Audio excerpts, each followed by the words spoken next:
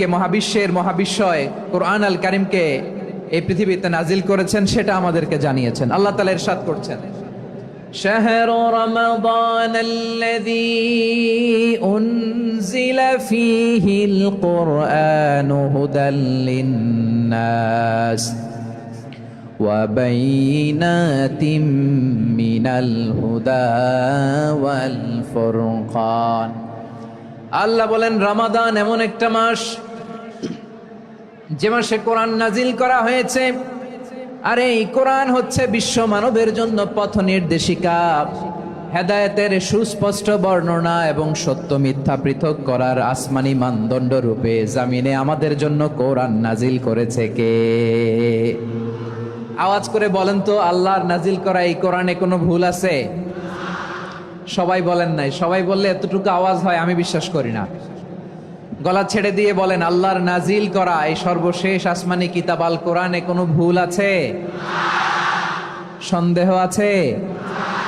সংশয় আছে? Beyondless, boundless, bottomless এমন কিতাব যেটা পড়ে গবেষণা করে এর তথ্য উপাত্ত ইনফরমেশন লেসন নিয়ে শেষ করা যায় না। সুবহানাল্লাহ। আল্লাহ বলেন, এই কোরআনকে আমি রমাদানে নাজিল করেছি, যেটা বিশ্ব মানবের জন্য পথ নির্দেশিকা। এতে আছে হেদায়েতের সুস্পষ্ট বর্ণনা আর সত্য মিথ্যা পার্থক্য করার মানদণ্ড, কোনটা সত্য কোনটা মিথ্যা এটা কোরআন দিয়ে ডিফারেন্সিয়েট করা যায়। কোরআন হচ্ছে ফুরকান, to differentiate between right and wrong. কোনটা সত্য কোনটা মিথ্যা, কোনটা ভুল কোনটা নির্ভুল, এটা কোরআন দিয়ে যাচাই করা যায়। চিল্লায় বলেন ঠিক কিনা?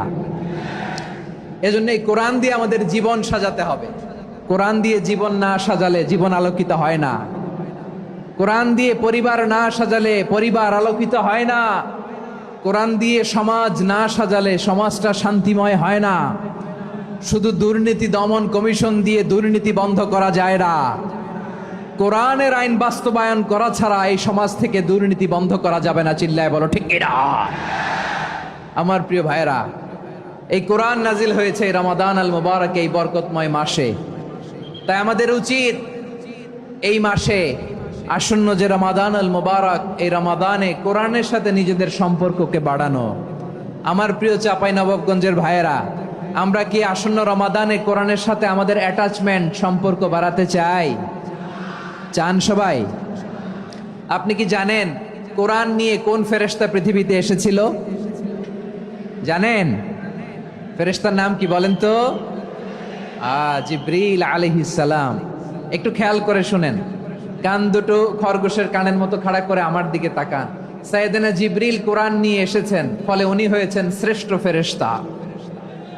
বিশ্ব নবীর উপর কোরআন নাজিল হয়েছে, তাই তিনি হয়েছেন শ্রেষ্ঠ নবী। রমাদানে কোরআন নাজিল হয়েছে, তাই রমাদান হয়েছে শ্রেষ্ঠ মাস। কদরের রাতে কোরআন নাজিল হয়েছে, তাই কদর হয়েছে শ্রেষ্ঠ রাত।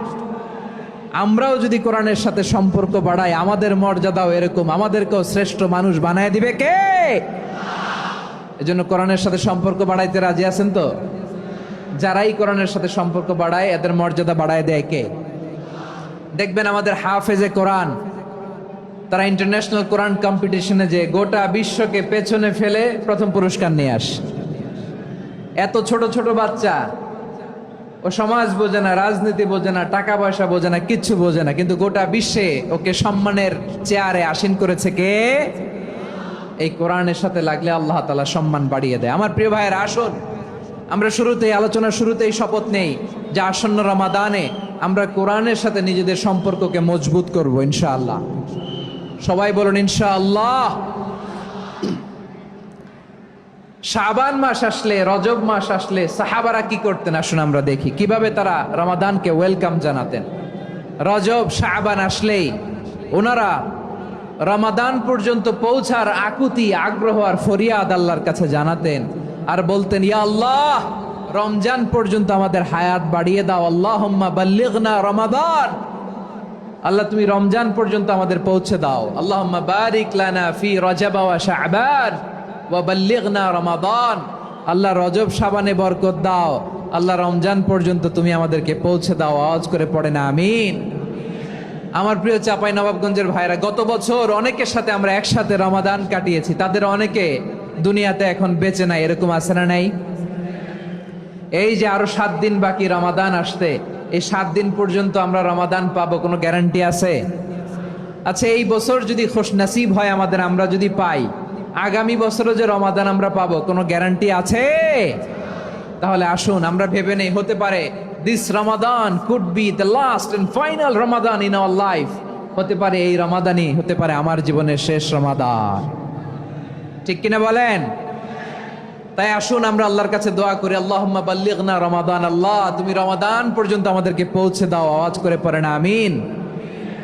ইবনু রাজাব আল হাম্বালি লাতাইফুল মাআরিফের মধ্যে লিখেছেন, সাহাবারা ওনারা রমাদান কেন্দ্রিক, আমাদের সালাফ সালফে সালেহিনরা রমাদান কেন্দ্রিক জীবন কাটাতেন। ওনারা রমজান আসার 6 মাস আগে আল্লাহর কাছে দোয়া করতেন, আল্লাহ রমজান পর্যন্ত পৌঁছে দাও। রমজান চলে যাওয়ার পরে বাকি 6 মাস আল্লাহর কাছে দোয়া করতেন, আল্লাহ এই রমাদানে যে ইবাদত করেছি এই ইবাদতগুলো তুমি কবুল করে নাও। সুবহানাল্লাহ। তাহলে পুরো বছর রমাদান কেন্দ্রিক জীবন। রমজান আসার আগে 6 মাস দোয়া করতো, আল্লাহ আমরা যেন রমজান পাই। রমজান চলে যাওয়ার পরে বাকি 6 মাস বলতো, আল্লাহ রমজানে যে ইবাদত করেছি এগুলো তুমি কবুল করে নাও। সুবহানাল্লাহ।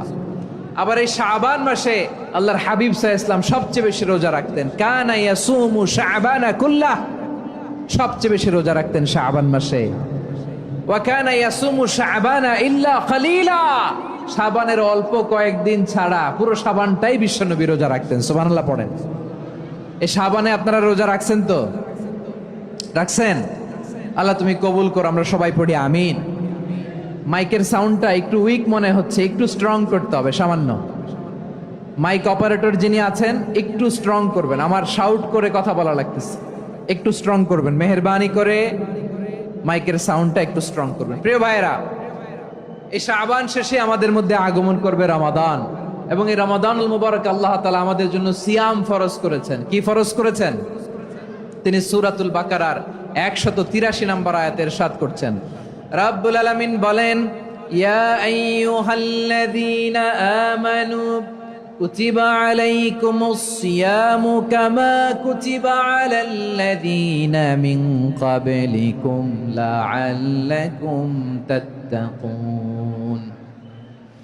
আল্লাহ বলেন, ও বিশ্বাসীরা শোনো শোনো, তোমাদের জন্য সিয়ামকে ফরজ করা হয়েছে, ঠিক যেমন ভাবে তোমাদের পূর্ববর্তী উম্মতদের উপরও সিয়ামকে ফরজ করা হয়েছিল, লাআল্লাকুম তাত্তাকুন, যাতে করে তোমরা সবাই মুত্তাকি হতে পারো। সুবহানাল্লাহ বলেন, যাতে করে তোমরা আল্লাহ সচেতন হতে পারো। তাহলে সিয়ামকে, এই সামনে যে রমাদান আসতেছে আমার প্রিয় ভাইয়েরা, এই পুরো রমাদান ব্যাপী সিয়াম সাধন করা, সিয়াম পালন করাকে আমাদের জন্য ফরজ করে দিয়েছে কে? রমাদানের রোজা রাখার নফল নাকি? রমাদানে সিয়াম পালন করা কি নফল? সুন্নাত? তাহলে কি ফরজ? আওয়াজ করে বলেন, রমাদানের রোজা রাখা কি ফরজ? এটা শুধু আমাদের উপরই ফরজ না, আমাদের আগে যত জাতিগোষ্ঠী পৃথিবীতে এসছে সবার উপরে সিয়াম পালনকে ফরজ করেছে কে? সবার উপরে আল্লাহ তাআলা সিয়াম পালনকে ফরজ করেছিলেন। তবে ধরনটা ভিন্ন ছিল, এক এক জাতিগোষ্ঠীর জন্য এক এক ধরনের ছিল। আমাদের জন্য সিয়াম ফরজ টানা 1 মাস 30 দিন বা 29 দিন। কোন কোন উম্মতের উপর 30 দিন না, মাত্র 3টা রোজা ফরজ ছিল। কয়টা? আওয়াজ করে বলেন। আপনাদের কি মনোযোগ আছে না গেছে? মনোযোগ আছে? তাকবীর পড়েন তো, লিল্লাহে তাকবীর। আমাদের 1 মাস সিয়াম ফরজ। পূর্ববর্তী অনেক উম্মতের উপর 1 মাস ছিল না, 3টা ফরজ ছিল। কয়টা? প্রতি মাসের 13, 14, 15 ফরজ ছিল তাদের জন্য। কারো জন্য শুধু একটা, আশুরার রোজা। কোন কোন উম্মতের জন্য 10টা। কোন কোন উম্মতের জন্য রোজা ফরজ ছিল মৌনতার রোজা, আরবিতে বলে সওমুল ইনসাত, মানে সারাদিন খেতে পারবে, পান করতে পারবে, স্ত্রীর সাথে মেলামেশা করতে পারবে, কিন্তু কথা বলতে পারবে না। কথা বললেই তাদের রোজা ভেঙে যেতে। পড়েন সুবহানাল্লাহ। কি অদ্ভুত ব্যাপার! মৌন সম্মতির রোজা। যেমনটি সাইয়্যিদাতুনা মারিয়াম আলাইহাস সালাম বলেছেন, ইন্নী নাযারতু লির-রাহমানি সাওমা ফালান উকাল্লিমাল ইয়াওমা ইনসিয়া। তিনি বলেছেন, আজকে আমি রহমানের জন্য মানে আল্লাহর জন্য রোজা মানত করেছি, আজকে আমি কারোর সাথে কথা বলতে পারবো না। তো রোজা রাখলে কথা বলতে পারবে না কেন? কারণ ওই শরীয়তে রোজার বিধান ছিল সকাল থেকে সন্ধ্যা খেতে পারবেন, পান করতে পারবেন, কিন্তু কথা বলতে পারবেন না। কথা বললেই রোজা ভেঙে যেত। সুবহানাল্লাহ বলেন। তাহলে সব জাতিগোষ্ঠীর উপরে রোজা ফরজ ছিল, কিন্তু ধরনটা ভিন্ন ছিল। মজার ব্যাপার হচ্ছে, আপনি বর্তমানেও বিভিন্ন ধর্মের দিকে তাকান, বৌদ্ধ ধর্ম, হিন্দু ধর্ম, খ্রিস্ট ধর্ম, তাদের মধ্যেও রোজা আছে। ইংরেজরা, খ্রিস্টানরা এটাকে বলে ফাস্টিং। কি বলে? ফাস্টিং। আমাদের হিন্দু ভাইয়েরা বলে উপবাস। তারা কি বলে? উপবাস। আবার এখন আন্দোলনেরও একটা মাধ্যম হয়েছে এটা, না খেয়ে থাকা, এটারে বলে অনশন। এটারে কি বলে? অনশন ধর্মঘট। মানে আমাদের দাবি না মানলে আমরা খাবো না, রোজা রাখলাম। আছে না নাই? তারপরে আধুনিক বিজ্ঞান এটার একটা নাম দিয়েছে না খেয়ে থাকাকে, অটোফিজি। কি বলে? অটোফিজি। জাপানের এক চিকিৎসা বিজ্ঞানী এই অটোফিজির উপর গবেষণা করে সে নোবেল পেয়েছে। সুবহানাল্লাহ পড়বেন না? এজন্য আল্লাহ তাআলা আমাদের জন্য গোটা রমাদানে এই সিয়ামকে ফরজ করে দিয়েছেন। আওয়াজ করে বলেন আল্লাহু আকবার। রাব্বুল আলামিন বলেন, ইয়া আইয়ুহাল্লাযীনা আমানু কুতিবা আলাইকুমুস সিয়াম। সিয়ামকে তোমাদের উপরে ফরজ করা হয়েছে, কামা কুতিবা আলাল্লাযীনা মিন ক্বাবলিকুম, যেমনি তোমাদের পূর্ববর্তীদের উপর রোজা ফরজ করা হয়েছিল, লাআল্লাকুম তাত্তাকুন, যাতে করে তোমরা আল্লাহ সচেতন হতে পারো, যাতে করে তোমরা মুত্তাকি হতে পারো। লাআল্লাকুম তাত্তাকুন, যাতে করে আমরা আল্লাহ সচেতন হতে পারি, আল্লাহ কনসিয়াসনেস আমাদের মধ্যে গ্রো করে। এটা হচ্ছে রোজার prime objective, the prime objective of সিয়াম। অনেকে জিজ্ঞেস করলে অনেকে বলে রোজার মূল উদ্দেশ্য হচ্ছে না খেয়ে থাকা। না। অনেকে বলে গরিবদের কষ্ট অনুধাবন করা রোজার উদ্দেশ্য। না। রোজার উদ্দেশ্য কি, সিয়াম পালনের উদ্দেশ্য কি, এটা আল্লাহ তাআলা স্পষ্ট এই আয়াতের পেছনে বলেছেন যে লাআল্লাকুম তাত্তাকুন, যাতে করে তোমরা আল্লাহ সচেতন হতে পারো, আল্লাহ ভীতি তোমাদের মধ্যে গ্রো করে, গড কনসিয়াসনেস, আল্লাহ কনসিয়াসনেস, আল্লাহ সচেতনতা যেন বাড়ে, দ্য সেন্স অফ অ্যাকাউন্টেবিলিটি। আল্লাহর সুপ্রিম কোর্টের কাঠগড়া এই দুনিয়াতে আমি যাই করলাম তার সবকিছু যে পাই টু পাই হিসাব দিতে হবে, এই sense, to enhance the sense that what ever we do Allah is watching me. আপনি যাই করেন কেউ দেখে না, কিন্তু দেখে কে? শুরুতেই তো জিজ্ঞেস করেছিলাম যে কেউ যেটা দেখে না সেটা দেখেন কে? কেউ যেটা শোনে না সেটা শোনেন কে? এর নাম হচ্ছে লাআল্লাকুম তাত্তাকুন, যাতে করে তোমরা আল্লাহ সচেতন হতে পারো, আল্লাহ ভীরু হতে পারো। দুনিয়ার কেউ দেখে না, কিন্তু আল্লাহ দেখে। এটাই রোজার মূল শিক্ষা। আমার প্রিয় ভাইরা, আপনি লুকিয়ে লুকিয়ে ঘরের ভেতরে অন্যায় করেছেন, পাপ করেছেন, আপনার বাবা দেখে নাই, মা দেখে নাই, স্ত্রী দেখে নাই, কিন্তু দেখেছে কে? আল্লাহর চোখ ফাঁকি দেয়া যায়? আচ্ছা, বুঝে থাকলে বলেন তো, সিসি ক্যামেরার চোখ ফাঁকি দেয়া যায় কি যায় না? পুলিশের চোখ, র্যাবের চোখ, বিমানবন্দরে কাস্টমস অফিসারের চোখ, কিন্তু আমার আল্লাহর চোখ? সবাই বলেন, আল্লাহর চোখ ফাঁকি দেয়া যায়? এই সেন্সটা নিয়ে আসা নিজের মধ্যে, আমি what ever I do Allah is watching me, যাই করি আল্লাহ দেখে। লাআল্লাকুম তাত্তাকুন। রমাদানের রোজা, ইফতারি, সিয়াম, ইবাদত সব কিছুর মধ্য দিয়ে আপনাকে খেয়াল করতে হবে যে লাআল্লাকুম তাত্তাকুন এই স্ট্যান্ডার্ড এটা অ্যাচিভ হচ্ছে কিনা আমাদের, যাতে করে তোমরা মুত্তাকি হতে পারো, আল্লাহ ভীরু হতে পারো। তাকওয়া, এটা হচ্ছে the essence of Islam. What is তাকওয়া? তাকওয়া মানে কি? তাকওয়ার সংজ্ঞা অনেকে অনেক ভাবে দিয়েছেন। আমি সরাসরি সাহাবাদের কাছ থেকে একটা সংজ্ঞা আপনাদের শোনাচ্ছি। ওমরে ফারুক রাদিয়াল্লাহু তাআলা আনহু উবাই ইবনে কাব রাদিয়াল্লাহু তাআলা আনহুকে জিজ্ঞেস করেছিলেন, ইয়া উবাই মা হুয়া তাকওয়া, হে উবাই তাকওয়া কি? তাকওয়া কাকে বলে? উবাই ইবনে কাব তিনি প্রশ্নের উত্তর না দিয়ে উনিও আবার প্রশ্ন ছুড়লেন। তিনি বললেন, ইয়া আমিরাল মুমিনিন আমা সালাকতা তরিকান যা শাউক, আপনি কি কাঁটাযুক্ত রাস্তা দিয়ে মরুভূমিতে কখনো হেঁটেছেন? যে রাস্তার চারদিকে ক্যাকটাস, গুলমলতার কাঁটা, হেঁটেছেন? ওমরে ফারুক বললেন, নাম হেঁটেছি। বালা, হেঁটেছি। কাইফা আমিলতা, কিভাবে হেঁটেছেন?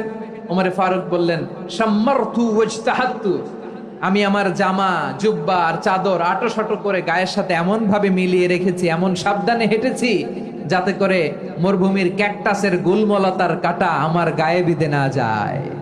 উবাই ইবনে কাব বলেন ফাযালিকা হুয়া তাকওয়া। আরে তাহলে আপনি তো ঠিকই জানেন তাকওয়া মানে কি, এটাই তো তাকওয়া।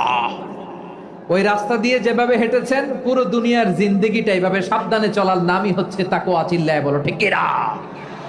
এই দুনিয়াতে পাপ পঙ্কিলতা থাকবে, শয়তানির হাতছানি থাকবে, অপরাধ প্রবণতা থাকবে, নফসের খায়েশ থাকবে, অন্যায়ের হাতছানি থাকবে। সব কিছুকে দলে মুচড়ে পেছনে ফেলে সাবধান হয়ে এই দুনিয়ার সিরাতুল মুস্তাকিমের পথে চলতে হবে। যেই রাস্তা শুরু হয়েছে দুনিয়াতে শেষ হয়ে গিয়েছে আল্লাহর জান্নাতের ভেতরে। চিল্লায় বলেন ঠিক কিনা? আমার প্রিয় চাঁপাইনবাবগঞ্জের ভাইয়েরা, এটার নামই তাকওয়া। উবাই ইবনে কাব বললেন, ও আমিরুল মুমিনিন, ওই কাঁটাযুক্ত গুলমলতার রাস্তার মধ্যে ঠিক যেমনি সাবধান হয়ে আপনি হেঁটেছেন, এই দুনিয়ার বুকে ওই সাবধান হয়ে চলার নাম হলো তাকওয়া। সুবহানাল্লাহ। তাহলে তাকওয়া কারে বলে? আমার চাঁপাইনবাবগঞ্জের কলিজার টুকরা ভাইয়েরা, বুঝতে পারছেন আপনারা? হ্যাঁ, তাকওয়ার শুধু দুইটা নমুনা আপনাদের সামনে পেশ করব, আপনাদের ক্লিয়ার হয়ে যাবে। একটা নমুনা তো দিলাম, আরেকটা নমুনা, সেটাও ওমরে ফারুক রাদিয়াল্লাহু তাআলা আনহুর জীবনী থেকে। উনি ছিলেন ন্যায়পরায়ণ শাসক। রাত্রিবেলা প্রজাদের কি হাল হাকিকত, কি অবস্থা, ঘুরে ঘুরে প্যাট্রোলিং করতেন পুলিশের মতো। তো সারা রাত প্যাট্রোলিং করে সারা রাত তিনি ঘুরেছেন কার কি অবস্থা দেখে। শেষ রাতে তিনি ফিরে আসতেছেন। তিনি থাকতেন, সেই বুখারীতে এসেছে, কানা ইয়াসকুনু ফি আওয়ালিল মদিনা, মদিনার উঁচু এলাকায় থাকতেন। তো ফিরে আসার সময় উনি একটা প্রাচীর বেষ্টিত ঘরের পাশে দুইজন নারীর কথোপকথন শুনতে পেলেন। কয়জন নারীর? দেখি আপনাদের মনোযোগ আছে কিনা, বলেন কয়জন নারীর? একজন বৃদ্ধা, একজন যুবতী। উনি কান লাগিয়ে শুনতে পাচ্ছেন। বৃদ্ধা মা, ওমরে ফারুক কাউকে দেখতে পাচ্ছেন না, শুনতে পাচ্ছেন। বৃদ্ধা মা তার যুবতী মেয়েকে বলে, এই তাড়াতাড়ি ওটের দুধ দহন করে ওটের দুধের সাথে পানি মিশাও, তাইলে কালকে বাজারে মদিনায় বেশি দামে বিক্রি করা যাবে, লাভ হবে অনেক। বৃদ্ধা মহিলা এটা বললেন। যুবতী মেয়ে উত্তরে বলে, মা আপনি জানেন না আমিরুল মুমিনিন খলিফাতুল মুসলিমিন ওমরে ফারুক দুধে পানি মিশানোকে দণ্ডনীয় অপরাধ বলে ঘোষণা দিয়েছে, জানেন না? এবার বৃদ্ধা মহিলা বলে, আরে পাগলি, এই ভোর রাতে আমিরুল মুমিনিন ওমরে ফারুক আসবে কোত্থেকে? উনি আসবে কোত্থেকে? ওনার পাইক পেয়াদা সিকিউরিটি আসবে কোত্থেকে? কেউ দেখবে না। আরে কেউ দেখবে না, তাড়াতাড়ি দুধের সাথে পানি মেশাও। এই কথা যখন মা বলেছে, যুবতী মেয়েটা চমৎকার একটা উত্তর দিয়েছে। তিনি বলেছিলেন, ইয়া উম্মি, ও আমার মা, লাউলা রাআ উমর লা রাআ রব্বু উমর। ও আমার প্রিয়তমা মা, আপনি ঠিকই বলেছেন, গভীর রাতে ওটের দুধে পানি মিশালে ওমর দেখবে না, কিন্তু মা খেয়াল রাখবেন, ওমর যদি নাও দেখে, ওমরের রব কিন্তু দেখে। চিল্লায় বলেন ঠিক কিনা? দিস ইজ কল্ড তাকওয়া। লাউলা রাআ উমরু লা রাআ রব্বু উমর। ওমর দেখে না, কিন্তু ওমরের রব দেখে। চিল্লায় বলেন ঠিক কিনা? এজন্য রব্বুল আলামিন বলেন, লা তুদরিকুহুল আবসার ওয়া হুয়া ইউদরিকুল আবসার ওয়া হুয়াল লাতীফুল খাবীর। তিনি এমন সত্তা, দুনিয়ার কোন চোখ তাকে দেখে না, কিন্তু দুনিয়ার সবগুলো চোখকে, সব মানুষের অ্যাক্টিভিটিসকে আরশের উপর থেকে সব কিছু মুহূর্তে মুহূর্তে দেখতে পান কে? তাহলে তাকওয়া কারে বলে, বুঝতে পারছেন? দুনিয়াতে সাবধানে চলার নাম তাকওয়া। কেউ দেখে না, কিন্তু আল্লাহ দেখে। এই সেন্স, এই জবাবদিহিতার ভয়, দ্য সেন্স অফ অ্যাকাউন্টেবিলিটি, এই সেন্স নিজের মধ্যে গ্রো করার নাম হচ্ছে তাকওয়া। আর এই সিয়াম পালন করার প্রাইম অবজেক্টিভ অফ সিয়াম হচ্ছে লাআল্লাকুম তাত্তাকুন। আওয়াজ করে বলেন, লাআল্লাকুম তাত্তাকুন। আমার প্রিয় ভাইয়েরা, এই আসন্ন রমাদান, এটা এমন এক বরকতের মাস, যে মাসে আমরা নিজেদের নাফসের উপর নিয়ন্ত্রণ প্রতিষ্ঠা করি। সারা বছর নাফস আমাদেরকে নিয়ন্ত্রণ করে, আর রমাদানে আমরা নাফসকে নিয়ন্ত্রণ করি। কথা বুঝতেছেন? সারা বছর নাফস আমাদেরকে নিয়ন্ত্রণ করে। এই যে এখন আমার খেতে মনে চাইলে, যে খেজুর রাখা, আমি খেজুর খেতে পারবো, নাটস আছে, বাদাম খাইতে পারি। খাইতে মন চাইলে পানি, আমার রুহুটা চায়, আমার নাফসটা খেতে চায়, আমি খেতে পারি, পান করতে পারি। বিবাহিতরা দিনের বেলায় স্ত্রীর সাথে মেলামেশা করতে চাইলে করতে পারে, কিন্তু রমাদানে দিনের বেলা খেতে মনে চায়, কিন্তু আমরা খাই। আমার প্রবৃত্তি খেতে চায়, কিন্তু প্রবৃত্তির কথা আমরা শুনি, কথা কয় না। রমজানে খেতে মন চাইলে আমরা খাই, তৃষ্ণায় গলা ফেটে যায়, গলার ছাতি ফেটে যায়, কিন্তু এক ঢোক পানি কি আমরা গিলি? বিবাহিতরা দিনের বেলা স্ত্রীর সাথে কি মেলামেশায় যায় না? তার মানে সারা বছর নফস আমাদেরকে নিয়ন্ত্রণ করে, আর রমাদানে এই নফসের উপর আমরা নিয়ন্ত্রণ প্রতিষ্ঠা করি। নফসের লাগাম আমরা রমাদানে টেনে ধরে, চিল্লায় বলেন ঠিক কি না? এজন্য আমার প্রিয় ভাইয়েরা, নফসের উপর নিয়ন্ত্রণ নিতে চাইলে রমাদানের রোজার কোনো বিকল্প নাই। এটা এমন মাস যে এই মাসের ফজিলতেরও কোনো শেষ নাই। এই মাসকে বলা হয় দ্য মান্থ অফ হোপ। এটা আশা জাগানিয়া মাস। রমজানের কথা শুনলে আশা জাগে না হৃদয়ে? হ্যাঁ, ইদা জাআ রমাদান ফুতিহাত আবওয়াবুস সামা ওয়া গুল্লিকাত আবওয়াবু জাহান্নাম ওয়া সুফিদাতিশ শায়াতিন। রমাদান আসলে আকাশের দরজাগুলো খুলে দেয়া হয়, মানে জান্নাতের। জাহান্নামের দরজাগুলোকে লক করে দেয়া হয়, শয়তানকে চেইন আপ করা হয়। ইবাদত করলে শুধু করতেই মনে চায়, চিল্লায় বলেন না সুবহানাল্লাহ। রমজানে ইবাদতে যেই মজা পাওয়া যায়, সারা বছর অন্য কোনো মাসে এই মজা আপনি পান? আমার চাঁপাইনবাবগঞ্জের ভাইরা আওয়াজ করে বলেন না, রমজানে ইবাদতে যেই মজা অন্য মাসে এটা পান? কারণ রমজানে ইবাদত করলে সওয়াবও বেশি, ইবাদতের একটা পরিবেশ থাকে, ঠিক কিনা বলেন? অন্য মাসে ইবাদত করলে এর সওয়াব পাওয়া যায় গাণিতিক হারে, রমজানে ইবাদত করলে সওয়াব বাড়তে থাকে জ্যামিতিক হারে। সুবহানাল্লাহ কইবেন না? অন্য মাসে সওয়াব বাড়ে গাণিতিক হারে, রমাদানে ইবাদত করলে সওয়াব বাড়ে কিভাবে জ্যামিতিক হারে বাড়ে দেখেন। রমাদানে একটা নফল করলে ফরজের সমান সওয়াব, একটা ফরজ করলে 70 থেকে 700 গুণ সওয়াব। রমজানে উমরা করলে হজের সমান সওয়াব। সুবহানাল্লাহ নাই? দ্য মান্থ অফ হোপ, আশা জাগানিয়া মাস। এই মাস আমাদেরকে হোপফুল করে, আশাবাদী করে। রমাদান যেমনি দ্য মান্থ অফ হোপ, আশা জাগানিয়া মাস, এট দ্য সেম টাইম এই রমাদান হচ্ছে মান্থ অফ ওয়ার্নিং, একটা ওয়ার্নিং এর মাস। নবী যেমনি আশা জাগাইছে, আবার ওয়ার্নিং দিয়েও গেছে, খবরদার। ওয়ার্নিংটা কেমন? আল্লাহর হাবিব সাল্লাল্লাহু আলাইহি ওয়াসাল্লাম মসজিদে নববীর ভেতরে, হঠাৎ তিনি মসজিদে নববীর মিম্বারে পা রেখে বললেন আমিন। দ্বিতীয় ধাপে পা রেখে বললেন আমিন, তৃতীয় ধাপে পা রেখে বললেন আমিন। সাহাবারা অবাক হয়ে বললেন ইয়া রাসূলুল্লাহ, ইয়া হাবিবাল্লাহ, 3 বার শুধু আমিন আমিন পড়লেন, কেন পড়লেন আমরা কিছু জানি না, আমাদেরকে জানিয়ে দেন কেন আপনি 3 বার আমিন বললেন। রাহমাতাল লিল আলামিন আল্লাহর হাবিব বললেন, ও আমার প্রাণের সাহাবীরা, আমি যখন মসজিদে নববীর মিম্বারের প্রথম ধাপে পা রেখেছি, সাইয়েদনা জিবরিল এসে আমাকে বলেছে, ও নবী, আপনার নাম শুনে যে ব্যক্তি আপনার উপর দুরূদ পড়ে না তার ধ্বংস। আপনি বলেন আমিন। আমি বলেছি আমিন। দ্বিতীয় ধাপে পা রাখার পর সাইয়েদনা জিবরিল বললেন, ইয়া রাসূলুল্লাহ, মাতা পিতাকে বার্ধক্য অবস্থায় পেয়ে তাদের সেবা করে, তাদের সাথে সদাচরণ করে যে সন্তান জান্নাত কামাতে পারলো না, তার জন্য ধ্বংস। আপনি বলেন আমিন। আমি বলেছি আমিন। আবার মিম্বারের তৃতীয় ধাপে ঠিক যখনই আমি পা রাখলাম, সাইয়েদনা জিবরাইল বললেন, নবী, রমজান মাস পাওয়ার পরে এই মাসে ইবাদত করে যে ব্যক্তি নিজের গুনাহ মাফ করাতে পারলো না, তার জন্য ধ্বংস। আপনি আওয়াজ করে পড়েন আমিন। কত বড় ধমক, কত বড় ওয়ার্নিং দেখছেন। যে রমাদান পেয়েছে, কিন্তু রমাদানের ইবাদত করার মধ্য দিয়ে সে নিজেকে জাহান্নাম থেকে মুক্ত বানাতে পারলো না, তার উপর আল্লাহ লানত, তার জন্য ধ্বংস। সাইয়েদনা জিবরাইল বলেছেন আমিন, স্বয়ং বিশ্বনবীও বলেছেন আমিন। আওয়াজ করে পড়েন নাউযু বিল্লাহ। তাহলে রমজান আসবে আর আমরা নিজেদেরকে জাহান্নামীদের লিস্ট থেকে নাম কাটিয়ে জান্নাতীদের লিস্টে উঠাতে পারবো না। এর চেয়ে বড় হতভাগা কি আর কেউ থাকতে পারে? আওয়াজ করে বলেন। তাহলে রমাদানের এই রহমত, বরকত, মাগফিরাত, ফজিলত আমাদের কামাই করার দরকার আছে না নাই? আর মাত্র 7 দিন বাকি। আর মাত্র কয় দিন? এগুলো নিয়ে আমাদের কোনো আগ্রহ নাই। তোমাকেই খুঁজছে বাংলাদেশ, ক্লোজ আপ 1, আর মাত্র 7 দিন বাকি। টেলিভিশনে বিজ্ঞাপন আছে না নাই? রেফেল ড্র হবে লটারির, আর মাত্র 5 দিন, আছে না নাই? কিন্তু এমন এক বরকতময় মাস আসতেছে, আর মাত্র 7 দিন বাকি। আমাদের কোনো সেন্সই নাই, আমাদের মধ্যে কোনো অনুভূতি কাজ করে না। হায় রে দুর্ভাগা মুসলমান।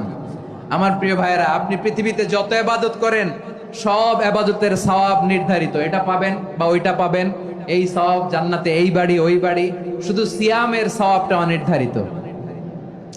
কুল্লু আমালি ইবনে আদম ইউদাআফ আল হাসানাতু আশরু আমসালিহা ইলা সাবঈমিআতি দি'ফিন ইল্লা সাওম। সব নেক আমলের সওয়াব বাড়তে বাড়তে 700 গুণ, কিন্তু রোজা ছাড়া। রোজার সওয়াব কি হবে? বান্দা খালি রোজা রাখে, ফেরেশতারা কিছু লিখতে পারে না আমল নামায়, কারণ আল্লাহ বলে এটা কিছু লিখিস না, কারণ as-সাওমু লি, এই রোজা রাখছে আমার জন্য, ওয়া আনা আজজি বিহি, এই রোজার সওয়াব, প্রতিদান, অ্যাওয়ার্ড এটা কিয়ামতের দিন আমি আল্লাহ নিজ হাতে দেব, নিজ হাতে দেব। আরেক বর্ণনায় এসেছে ওয়ানা উজজাবি, আমি আল্লাহ নিজেই হয়ে যাব রোজার প্রতিদান। সুবহানাল্লাহ পড়েন। আবার আল্লাহর হাবিব বলেন ইন্না ফিল জান্নাতি সামানিয়াতু আবওয়াব, জান্নাতের দরজা মোট 8টা। ফিহা বাবুন ইউসাম্মা আর-রায়্যান, 8টা দরজার মধ্যে স্পেশাল একটা দরজা আছে, ওই দরজাটার নাম হলো আর-রায়্যান। রায়্যান দরজা, লা ইয়াদখুলুহু ইল্লা সাইমুন, রোজাদাররা ছাড়া কেউ ওই রায়্যান দরজা দিয়ে জান্নাতে ঢুকতে পারবে না। শুধু রোজাদারদের জন্য ওই দরজাটা খোলা থাকবে। দরজাটার নাম আর-রায়্যান। এই লাখো জনতা আওয়াজ করলে এই আওয়াজ হয়, বলেন রোজাদারদের জন্য জান্নাতে স্পেশাল যে লাল গালিচার সংবর্ধনা এন্ড স্পেশাল এন্ট্রি, ওই দরজাটার নাম কি? আর রায়্যান শব্দটা কেমন লাগে? ভালো লাগে। অনাগত সন্তান যদি কারো আসে, ছেলে সন্তান, নাম রেখে দিয়েন আর রায়্যান। পারবেন?